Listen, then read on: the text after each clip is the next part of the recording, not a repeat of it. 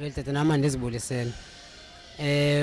Ukuphazamiseka kona kandiqalise tu ukuba nako babe ndilungiselela umagibisela. Emagibisela ndimazi uba ngumfana onjani. Magibisebenzisa nje ubana ba kuye kuyofuneka ndibheke phambili. Simply nalapha kudabaza akho nto inzima. Udabazana kuye ndiyazi ubana uzawuza phambili. Into efuneka simsebenze kuyo kumphazamisa kulaa nto yakhe azabe eyifuna yena yokubana wafuneka sibuye umva thina. So ukuphazamiseka kandibe nako ever since ndiyibambile itraining ubana ngoku ndisayibambile ngeredi. Ifayithi tata ina full 10 rounds.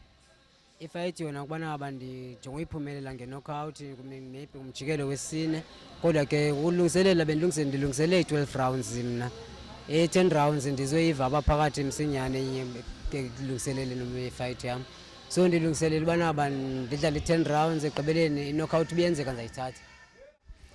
U-24 uniphethele into entsha. U-24 ngulowa wokuqala umntana nimaziyo, laa gold medalist yakwa-amateur.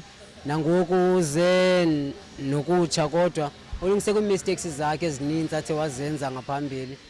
Ndithi zani nonke ngobunjalo benu nizobukela amanqindi amatsha. Ndiphethele amanqindi amatsha 2016.